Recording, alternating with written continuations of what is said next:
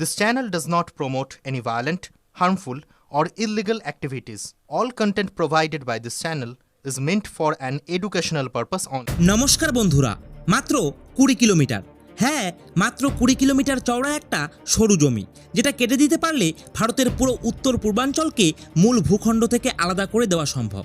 আর ঠিক এ কারণেই বহু বছর ধরে চীন, পাকিস্তান আর দক্ষিণ এশিয়ার ভূ রাজনীতির সবচেয়ে বড় খেলোয়াড়দের নজর ছিল ভারতের সেই একটাই জায়গার ওপর, চিকেন নেক, ভারতের সবচেয়ে সংবেদনশীল স্ট্র্যাটেজিক নার্ভ, যে জায়গাটাকে ঘিরে একসময় বেজিং ভেবেছিল দিল্লিকে হাঁটু গেড়ে বসাতে বাধ্য করা যাবে।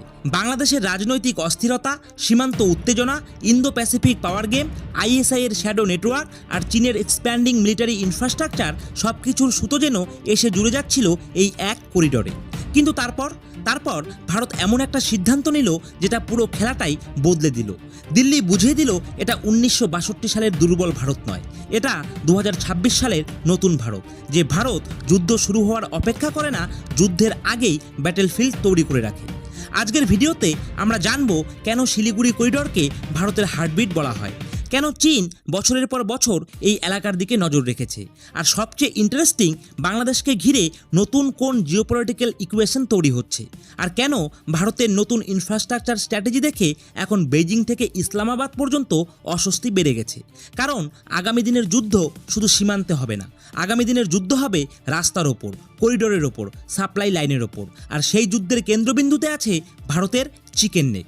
তো চীন বহু বছর ধরে একটা জিনিস খুব গভীরভাবে পর্যবেক্ষণ করছিল, যে ভারতের সবচেয়ে দুর্বল জায়গাটা কোথায়। কারণ বেজিং খুব ভালোভাবেই জানে আজকের ভারতকে সরাসরি যুদ্ধে হারানো সহজ নয়। 1962 সালের ভারত আর এখনকার ভারত এক নয়। এখন ভারত শুধু একটা আঞ্চলিক শক্তি নয়, বরং ইন্দো প্যাসিফিক অঞ্চলের অন্যতম বড় স্ট্র্যাটেজিক প্লেয়ার। আজকের ভারত নিউক্লিয়ার পাওয়ার আর বিশ্বের অন্যতম বড় ইকোনমি, বিশাল military man power, missile capability, navy expansion আর স্পেস টেকনোলজি, এই সব মিলিয়ে ভারত এখন এমন এক শক্তি যাকে সরাসরি যুদ্ধে চ্যালেঞ্জ করা মানে পুরো অঞ্চলে অস্থিরতা তৈরি করা। আর সে কারণেই চীন ভারতের বিরুদ্ধে সরাসরি যুদ্ধের চেয়ে স্ট্র্যাটেজিক প্রেসার পয়েন্টস খুঁজছিল, এমন একটা জায়গা যেটাকে ঘিরে ফেলতে পারলে ভারতের ওপর ভয়ঙ্কর চাপ তৈরি করা যায়। আর সেই জায়গাটার নাম শিলিগুড়ি করিডোর, যেটাকে পুরো বিশ্ব চিকেন নেক নামে চেনে। মাত্র 20 থেকে 22 কিলোমিটার চওড়া একটা সরু জমির অংশ, কিন্তু এই সরু করিডোরের ওপর নির্ভর করে ভারতের পুরো উত্তর পূর্বাঞ্চল, আসাম, অরুণাচল প্রদেশ, নাগাল্যান্ড, মণিপুর, মিজোরাম, ত্রিপুরা, মেঘালয় আর সিকিম, এই 8টি রাজ্যের লাইফলাইন হলো এই একটাই করিডোর। যদি কোনোদিন এই রাস্তা ব্লক হয়ে যায়, তাহলে ভারতের নর্থ ইস্ট ভয়ঙ্কর কৌশলগত সংকটে পড়ে যেতে পারে।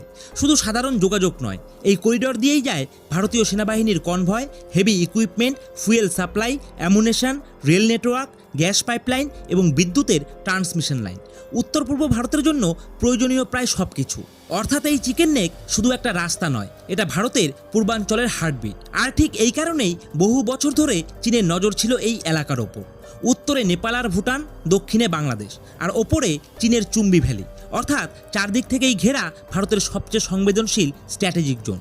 চুম্বি ভ্যালির অবস্থান এমন যে সেটাকে সামরিক বিশ্লেষকরা প্রায়ই ভারতের গলার দিকে তাক করা ছুরি বলে বর্ণনা করেন, কারণ এই অঞ্চল থেকে ভারতের চিকেন নেকের ওপর কৌশলগত চাপ তৈরি করা সম্ভব।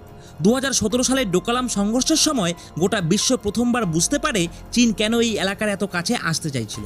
ডোকালাম শুধু একটা পাহাড়ি মালভূমি নয়, এর সঙ্গে জড়িয়ে আছে ভারতের নর্থ ইস্টের ভবিষ্যৎ নিরাপত্তা। কারণ চীন যদি সেখানে স্থায়ীভাবে রাস্তা আর মিলিটারি ইনফ্রাস্ট্রাকচার তৈরি করতে পারত, তাহলে ভবিষ্যতে ভারতের চিকেন নেকের ওপর নজরদারি আর চাপ দুটোই অনেক বেড়ে যেত। চীন তখন শুধু সীমান্তে দাঁড়িয়ে থাকতো না, ভারতের সবচেয়ে দুর্বল স্ট্র্যাটেজিক নার্ভের ওপর স্থায়ী চাপ তৈরি করতে পারত। কিন্তু ভারতীয় সেনাবাহিনী তখন চীনের সেই পরিকল্পনা আটকে দেয়। ভারত বুঝিয়ে দেয় ডোকালাম শুধু ভুটানের বিষয় নয়, এটি ভারতের জাতীয় নিরাপত্তার সাথেও সরাসরিভাবে জড়িত। তবে দিল্লির কৌশলবিদরা এটাও বুঝেছিলেন যে শুধু সীমান্তে সেনা দাঁড় করিয়ে এই লড়াই জেতা যাবে না, কারণ আধুনিক যুদ্ধ শুধু বন্দুক দিয়ে হয় না, আধুনিক যুদ্ধ হয় লজিস্টিক দিয়ে, যুদ্ধ হয় ইনফ্রাস্ট্রাকচার দিয়ে, যুদ্ধ হয় সাপ্লাই লাইন দিয়ে। যে দেশের সেনা দ্রুত মুভ করতে পারে, সে দেশের সাপ্লাই নেটওয়ার্ক যুদ্ধের সময়ও সচল থাকে। যে দেশ কয়েক ঘন্টার মধ্যে সীমান্তে হেভি ইকুইপমেন্ট পৌঁছে দিতে পারে, ভবিষ্যতের যুদ্ধক্ষেত্রে অ্যাডভান্টেজ শেষ পর্যন্ত তারই থাকে। এবং ভারত খুব দ্রুত বুঝে যায়, যদি চিকেন নেক দুর্বল থাকে, তাহলে পুরো নর্থ ইস্টের ওপর চাপ তৈরি করা করা সম্ভব। আর ঠিক এখানেই পশ্চিমবঙ্গের রাজনৈতিক পরিবর্তন পুরো সমীকরণটাই বদলে দিল। বিজেপি পশ্চিমবঙ্গের ক্ষমতায় আসার পর শুভেন্দু অধিকারী প্রথম থেকেই স্পষ্ট করে দিলেন যে চিকেন নেক নিয়ে আর কোনো ঝুঁকি নেওয়া হবে না। মমতা সরকারের সময় প্রায় 1 বছর ধরে আটকে থাকা ফাইল খুলে দেওয়া হলো। সিদ্ধান্ত নেওয়া হলো জাতীয় সড়কের 7টি গুরুত্বপূর্ণ অংশ সরাসরি NHAI এবং NHIDCL এর মতো কেন্দ্রীয় সংস্থার হাতে তুলে দেওয়া হবে। শুনতে সাধারণ প্রশাসনিক সিদ্ধান্ত মনে হলেও বাস্তবে এটি ছিল বিশাল স্ট্র্যাটেজিক কাউন্টার মুভ। কারণ এই 7টি হাইওয়ের মধ্যে 5টি সরাসরি চিকেন নেকের ভেতর দিয়ে গেছে। এই রাস্তাগুলো দিয়েই যায় ভারতীয় সেনাবাহিনী, রেল যোগাযোগ, বিদ্যুৎ line, gas pipeline, fuel supply আর নর্থ ইস্টের পুরো লজিস্টিক নেটওয়ার্ক। ভারতের নিরাপত্তা বিশেষজ্ঞরা বহু বছর ধরে বলে আসছিলেন যে এই এলাকাকে অল ওয়েদার মিলিটারি করিডোরে পরিণত করা দরকার, বিশেষ করে NH-10, যেটাকে সিকিমের লাইফলাইন বলা হয়। প্রতি বর্ষায় ভূমিধসের কারণে রাস্তা বন্ধ হয়ে যেত, সেনাবাহিনীর মুভমেন্ট আটকে যেত, সাপ্লাই লাইন ক্ষতিগ্রস্ত হতো। কখনো কখনো সিকিম কার্যত দেশের মূল অংশ থেকে বিচ্ছিন্ন হয়ে পড়ত। এখন সেই রাস্তা আরও শক্তিশালী করা হবে, নতুন সেতু হবে, চওড়া হাইওয়েজ হবে, স্লোপ প্রোটেকশন হবে, অ্যাডভান্স ড্রেন সিস্টেম তৈরি করা হবে। অর্থাৎ যুদ্ধের পরিস্থিতিতেও যাতে ভারতীয় সেনা দ্রুত মুভ করতে পারে সেটাই নিশ্চিত করা হচ্ছে। NH-110 যেটা দার্জিলিংকে যুক্ত করে সেটাকেও নতুনভাবে আপগ্রেড করার পরিকল্পনা নেওয়া হয়েছে। দার্জিলিং শুধু একটা পর্যটন কেন্দ্র নয়, এটি কৌশলগতভাবেও অত্যন্ত গুরুত্বপূর্ণ অঞ্চল। এই রাস্তা উন্নত হলে সেনাবাহিনীর দ্রুত মুভমেন্ট আরও সহজ হবে।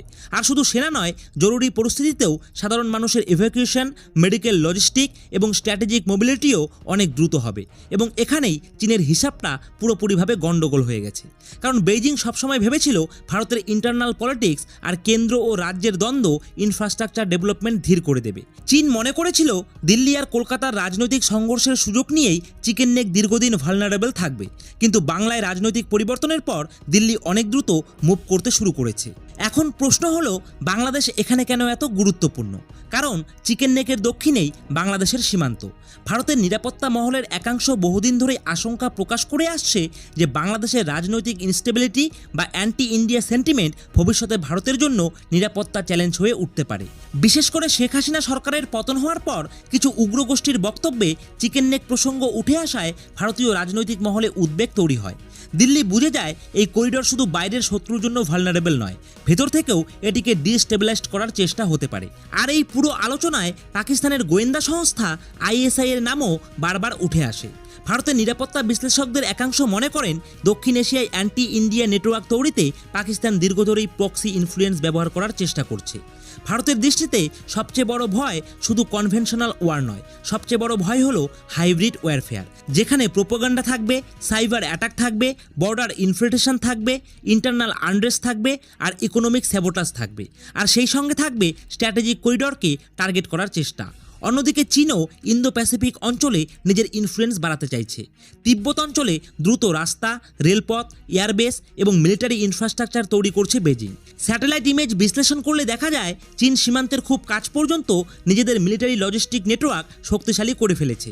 লাসা থেকে সীমান্ত পর্যন্ত দ্রুতগতির রাস্তা, high altitude airbase, underground storage facility সবকিছুই তৈরি করেছে বেজিং। কারণ চীন জানে ভবিষ্যতের যুদ্ধ শুধু সীমান্তে গুলি চালানোর যুদ্ধ হবে না, এটা হবে স্পিডের যুদ্ধ।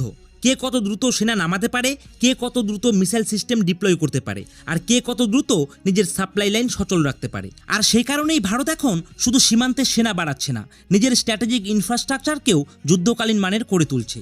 ভারত এখন বর্ডার ভিলেজ পর্যন্ত নতুন রাস্তা তৈরি করছে, অ্যাডভান্স টানেল নেটওয়ার্ক বানাচ্ছে, মিলিটারি ব্রিজ তৈরি করছে, ড্রোন সার্ভিলেন্স বাড়াচ্ছে, এয়ার ডিফেন্স সিস্টেম আপগ্রেড করছে।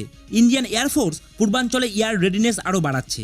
নৌবাহিনীও বে অফ বেঙ্গল অঞ্চলে নিজেদের প্রেজেন্স শক্তিশালী করছে। কারণ ভারত জানে যদি কখনো পূর্ব সীমান্তে বড় কোনো জিওপলিটিক্যাল ক্রাইসিস তৈরি হয় তাহলে বঙ্গোপসাগরও বিশাল গুরুত্বপূর্ণ হয়ে উঠবে। আর ঠিক এখানেই আমেরিকার ভূমিকাও সামনে চলে আসে।